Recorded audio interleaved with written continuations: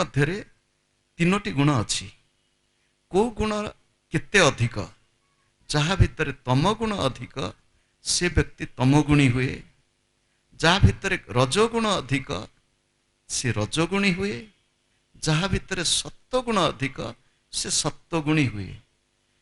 आम मानकर आत्मविकास पथरे आमर गुणर विकास हवा दरकार अर्थात आमे तम प्रधान प्रथमे रज प्रधान हवा दरकार रज प्रधान सत्व प्रधान तम प्रधान कहीं सत्व प्रधान हो पारिब नाही। उदाहरण स्वरूप मो पाखरे पैसा नाही मो पॉकेट खाली किंतु मु जदि पैसा उपार्जन करने को चाहे ताल धीरे धीरे परिश्रम करी मु अर्थ बढ़ेबी हठात तो रात राति अर्थर प्राचुर्य मो पाख आसब ना। तम गुणरू रजगुण हवा जदिओ रजगुणर निंदा शास्त्र मानक कराई रजो रागात्मिका विद्धि रजगुणर कहुई काम एष क्रोध एष रजोगुण समुद्भव रजगुणरू कामना वासना रजगुणरू क्रोध सृष्टि हुए। हाँ साधक जितेबेले साधना करने को जीव सेतेबेले ताकू रजगुण को शुद्ध रजगुण करिवो। आपण पचारे शुद्ध रजगुण कौन निजर समय निजर सामर्थ्य को सेवा माध्यम जगतर मंगल पाई निजक टिके टिके निरभिमान रखी काम करने को पड़ो नहल तो हम ना। एवं रजगुण धीरे धीरे सत्वगुण को जीवा सत्वगुणर विकास कोठी हम सत्वगुणर विकास सेतिके बेले हम व्यक्तिर मन व्यक्तिर बुद्धि व्यक्तिर चेतना जितेबले ऊर्ध्वरु ऊर्ध्वतर हम ऊर्ध्वरु ऊर्ध्वतर हूँ कौन व्यक्तिर चेतना साधारणतः अधोमुखी तल आड़ को जाए ये तल आड़ को जाउथिबा चेतना को ऊर्ध्वमुखी करवा से ओडिया साधक कहउचंती केमिति करिब त्रिवेणी बहुछि तीनी धार बहंता नई को थय कर महापुरुष अच्युतानंदर बाणी त्रिवेणी बहुछि तीनी धार बहंता नई को थय कर बंकु नाले पानी बहिब उजाणी बुड़ी जीव तोर हंसा घर आरे भजु मन।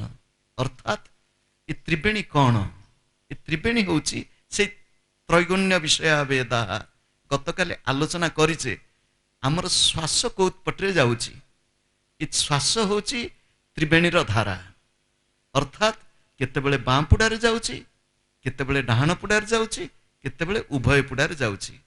जदि बाँ पुड़ारे जाउछि ता होउछि ईडा से गंगा नाड़ी ईडा भगवती गंगा जदि डाहाण पुड़ारे जाउछि त्रिवेणी ना गंगा जमुना पिंगला जमुना नदी डाहाण पुड़ारे जदि श्वास चलुछि ताल जमुना नदी जमुनार धारा ईडा भगवती गंगा पिंगला जमुना नदी ईडा पिंगलायोर मध्य सुषुम्ना च सरस्वती ईडा पिंगला मध्य तृतीय नाड़ी से होछि सुषुम्ना ताहाकू आमे सरस्वती बोली कहू सरस्वती नाड़ी एठी टिके आपनकू सूचना देवा दृष्टि कहूँ स्थूल रूपरे सरस्वती नदी गुप्त अर्थात आपण जदि त्रिवेणी संगम को जीवे प्रयागराज रे आपण देखिबे गोटे पटरे माँ गंगा गोटे पटरे माँ जमुना किंतु सरस्वती कहांती गुप्ता सरस्वती आमे केते बड़ भाग्यवान किंतु आमे केते बड़ भाग्यहीन।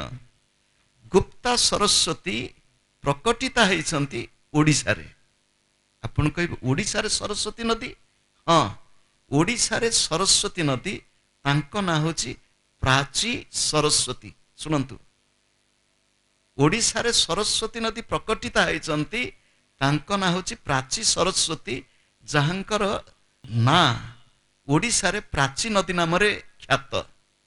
आपण कहबे ये कोठु आसिले कोन शास्त्र सम्मत आज्ञा शास्त्र सम्मत पुराण मानकरे प्राची सरस्वती वर्णना विशेष करी पद्म पुराण रे केतोटी अध्याय केवल प्राची सरस्वती महात्म्य अंध कपिलेश्वर सेठी कपिल मुनि आश्रम रे तांकर प्रकाश बेसी दूर नुह किंतु दुर्भाग्य भारतवर्ष दुर्भाग्य ओडिशा एठी दुई पद ओडिशा विषय कहि दउछु।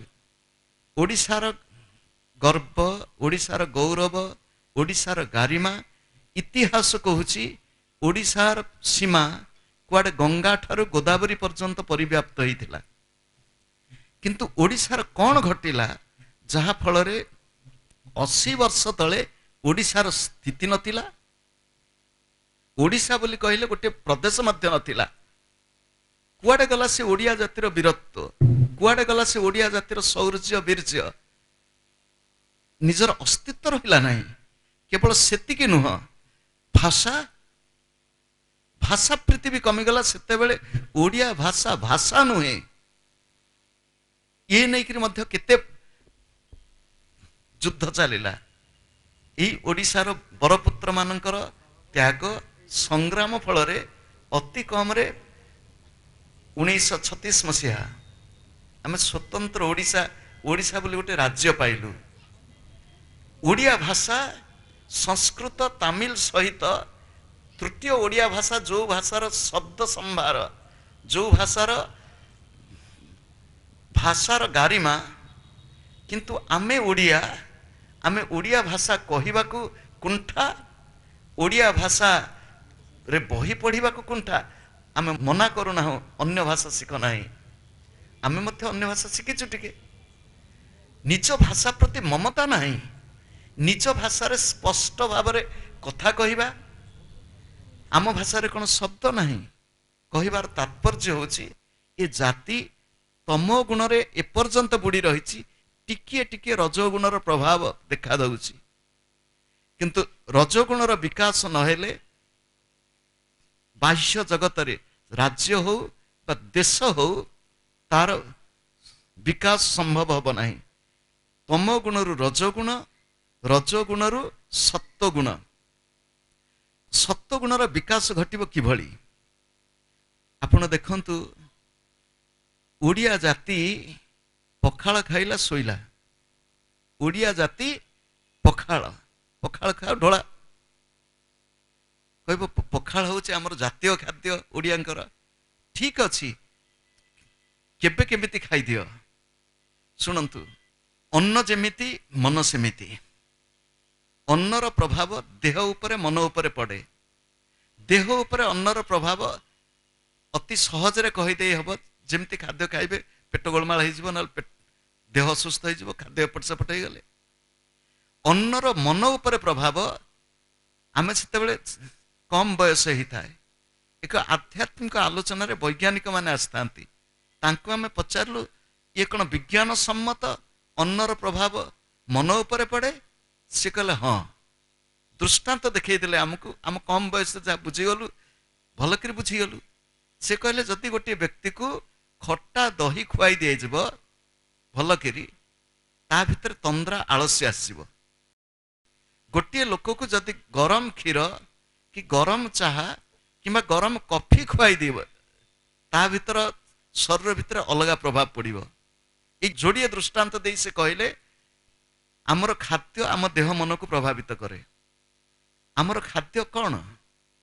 अनेक समय लोक पचारती आम खाद्य कौन? मोर गुरुदेव कहती तुमे निजर खाद्य निजे विवेचन कर। कहीदेले जन खाद्य को बदल देव ता नुह। आम जन मनुष्य आमर खाद्य किभली हवा दरकार। सृष्टि रे पशु पक्षी खाद्य विवेचना सीमित। मनुष्यर खाद्य विवेचना करिबा, विवेकपूर्वक खाद्य ग्रहण करिबा सामर्थ्य अछि।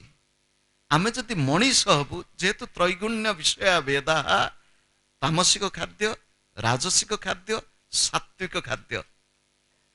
भारतवर्ष रे वर्तमान देखा जाइथिबा विकृतिर कारण मानसिक विकृति, नैतिक अधोपतन, चारित्रिक स्खलन, तार कारण होछि खाद्य। आपण कहिबे खाद्य केमिति? हम तो खाद्य खाउछु, मंदिर को जाउछु, प्रसाद पाउछु। खाद्य आमे आज जहाँ को खाद्य बोली कहूचु, ये खाद्य आज्ञा टे भल करी सुनी नियंतु, ये खाद्य शुद्ध नुहे। कहबे खाद्य केमिति शुद्ध नुह? भगवत गीता रे भगवान कहउचंती सात्विक लोकर खाद्य कौन? आयु सत्व बल आरोग्य सुख प्रीति विवर्धना रस्या स्निग्धा स्थिरा हृदया आहार सात्विक प्रिया। आयु कौन? जो खाद्य खाइले आयु वृद्धि हम। आयुर्वेद शास्त्र रे वैदिक परिभाषा होची आयु घृतम वै आयु। घी खाइले आयु बढ़िबो। आपण कहबे राम राम राम राम। आजिकाल का परा डाक्तर कहते घी खाइबनी। घी खाइले कुआडे रक्त मध्य चर्बी अंश बढ़ी जीव। शुणु पाश्चात्य विज्ञान पाश्चात्य डाक्तरी विद्या सी देशर जो खाद्य मिलूँ ताकू ही देखिक बेसी गवेषणा कराई। शुणु भारतीय आयुर्वेद रे मुख्य द्रव्य होची घी। विभिन्न प्रकार औषध घी रे तैयारी। आपण एपरिक कौन छोटिया उदाहरण आपण देहरे से मारिया को आणुचन से मलम ये सुंदर देखा मलम तार मूल उपादान कौन? आपण कहिबे भेसलिन। भेसलिन कोठु आसिला? कहिबे ये होची खनिज तैल रु उत्पादन होइछि। हैला ना नहीं? खनिज तैल रु उत्पादन होइछि। किंतु आयुर्वेद शास्त्र रे मूल होची घी। घी न मिलिले राशि नड़िया तेल। आपण शुणु एपरिक आधुनिक जतक सब क्रीम बाहर से क्रीम रे अन्यान्य द्रव्य में मिश्र चर्बी जातीय। कहवा तात्पर्य होची आमर आयुर्वेद कहूची घी खाइले आयु बढ़िबो। ए घी कौ घी? बजार किना घी नुह। शुणु भल कर शुणी नियंतु। शुद्ध भारतीय देशी गाईर घी ये स्वास्थ्य पाई अति उपयोगी। देह पाई उपयोगी, मस्तिष्क पाई उपयोगी, मन पाई उपयोगी, दीर्घ जीवन पाई मध्य उपयोगी। ता अर्थ न घी को पीब। दुग्धे बलम फले सत्वम तिक्ते आरोग्यम। पिता टिके खाओ। तिक्ते आरोग्यम दुग्धे बलम। कौ दूध? आज्ञा शुणु कौ दूध खाइबू? आज्ञा आमे तो भुवनेश्वर रोचु। आमे जाऊचु बजार किनी आनिबू। आज्ञा आम सहरी सभ्यता होची परिश्रम करिबू नाही। सहरी सभ्यता परिश्रम न करी आमर जहाँ दरकार आमको सहजरे मिलू। एपरिक पदा को न जाई दुआर मुह पाखे किए दे दियंता। दुआर मुह पाखे आम खाद्य जिनस पहुंच जाता। परिश्रम करिबू नाही।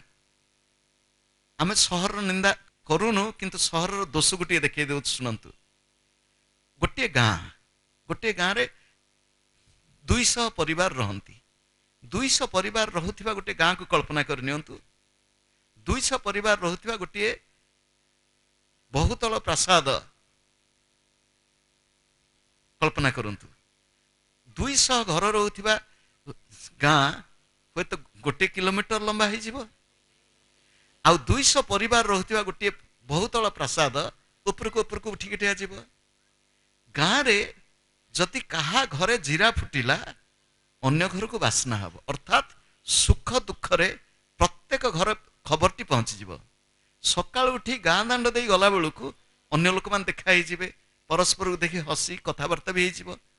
मनुष्य एक सामाजिक प्राणी।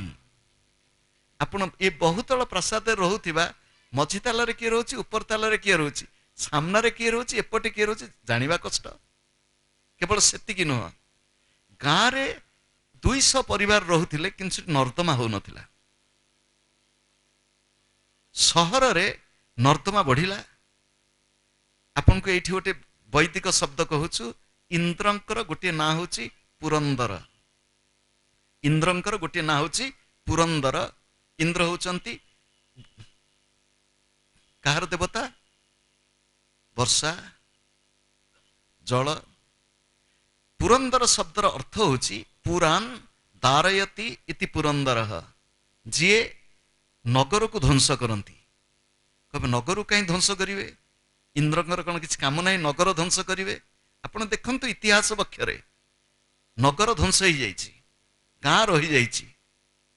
ନଗର ଧ୍ୱଂସ ହେଇଛି ଏଇଥିପାଇଁ ଯେ ନଗରର ବ୍ୟକ୍ତି ବେଶୀ ସ୍ୱାର୍ଥପର, ନଗରର ବ୍ୟକ୍ତି ପରିଶ୍ରମ କାତର, ନଗରର ପରିବେଶ ଅସୁସ୍ଥ ପରିବେଶ, ନଗରରେ ପ୍ରାକୃତିକ ପରିବେଶକୁ ଆମେ ସମ୍ମାନ ଦଉନା। ଯେଉଁମାନେ ଭୁବନେଶ୍ୱରରେ ରହି ଆସିଛନ୍ତି 30 ବର୍ଷ 40 ବର୍ଷ 50 ବର୍ଷ ତଳେ, ସେତେବେଳେ ଏତେ କୋଠାଘର ନଥିଲା, କିନ୍ତୁ ଗଛ ବେଶୀ ଥିଲା। କୋଠାଘର ହେଲା କ'ଣ ହେଲା, ଖାଲି ସେତିକି ନୁହଁ, ଯୋଉଠି ନଗର ସଭ୍ୟତା ଆଧୁନିକତାର ଚିହ୍ନ ଆସି ପହଞ୍ଚିଲା, କୋଠାଘର କରିଦେଲୁ, ରାସ୍ତା କରିଦେଲୁ, ଘର ସାମ୍ନା ବି ଟିକେ ଜାଗା ନ ରଖିକିରି ସବୁ ପଥର ବିଛା ଇଟା ବିଛେଇକିରି ବନ୍ଦ କରିଦେଲୁ, କାହିଁକିନା ମାଟି କାଦୁଅ ଦେହରେ ନ ଲାଗୁ।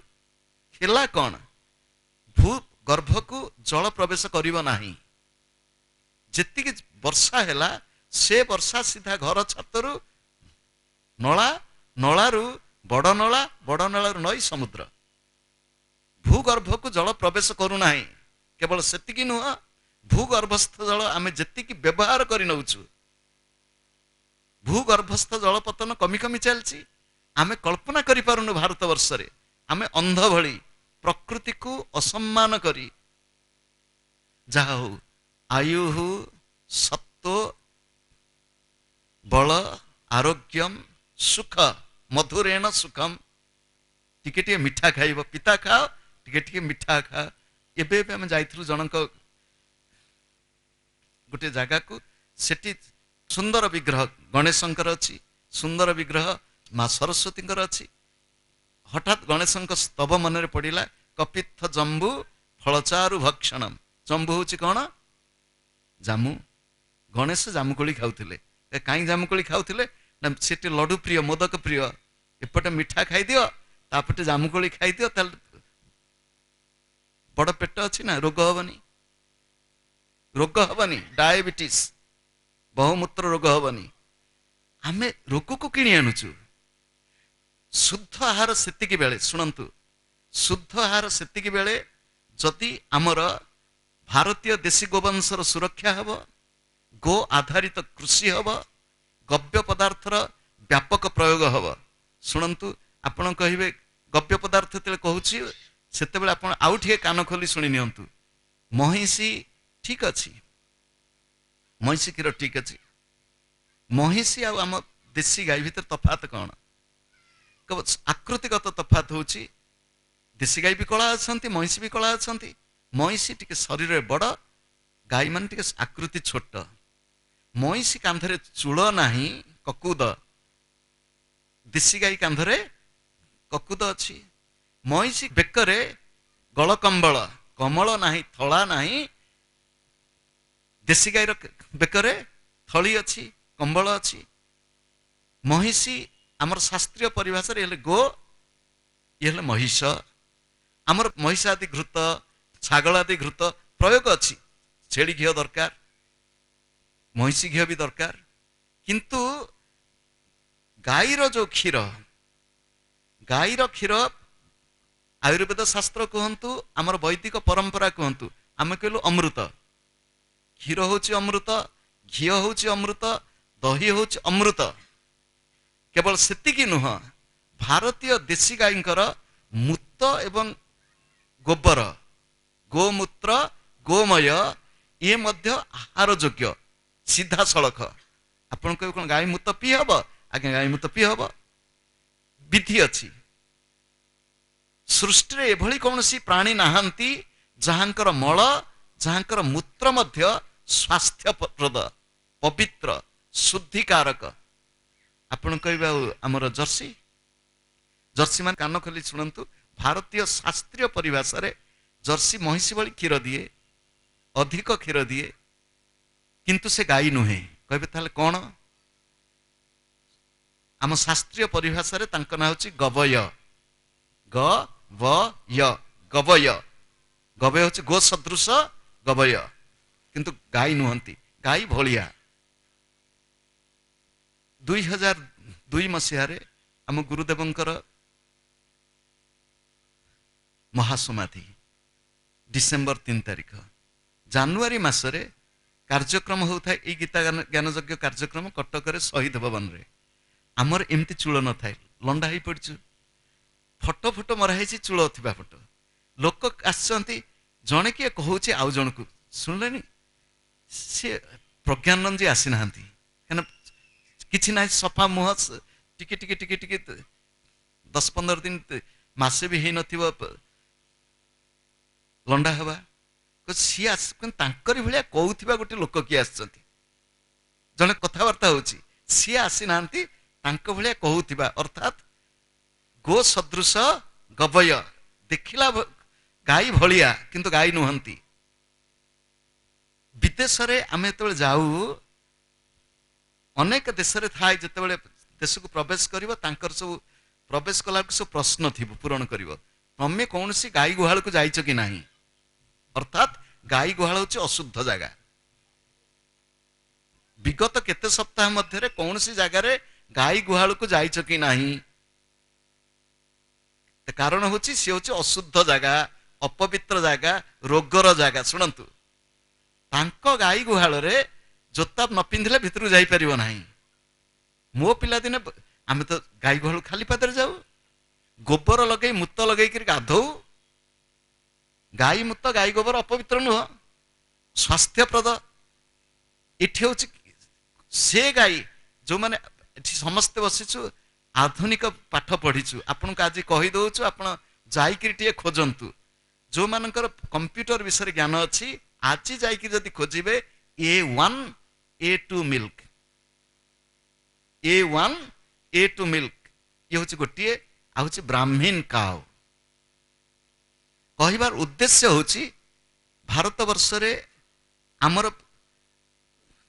ଖାଦ୍ୟ ଅପବିତ୍ର, ଅନ୍ନ ଅପବିତ୍ର, ଯେତେ ପ୍ରକାର ବିଷ, କୀଟନାଶକ ଔଷଧ, ରାସାୟନିକ ସାର ପ୍ରୟୋଗ କଲୁ, ଖାଲି ସେତିକି ନୁହଁ, ଆମ ସହରରେ ସବୁଜ ତଟକା ଦେଖାଯାଉଥିବା ପନିପରିବା, ଏଥିରେ କୁଆଡେ ସବୁ ରଙ୍ଗ ଦିଆ ହେଇଥାଏ। ଆମେ ସବୁ ଶୁଣୁଛୁ, ଶୁଣିଲା ବେଳକୁ ଆମକୁ କାନ ତାବଦା ଲାଗୁଛି। ପୁଣି ଶୁଣିଛୁ କୁଆଡେ ସବୁ ହରମୋନ ଇଞ୍ଜେକ୍ସନ ଦିଆହଉଛି, କୁଆଡେ ପରିବା ବଡ ବଡ ହବ ବୋଲି ଶୁଣୁଛୁ। କେତେ ସତ ମିଛ ଆମେ ଜାଣିନୁ। କହିବା ତାତ୍ପର୍ଯ୍ୟ ହେଉଛି ଖାଦ୍ୟ ଶୁଦ୍ଧ ନହେଲେ ମନ ଶୁଦ୍ଧ ହବ ନାହିଁ।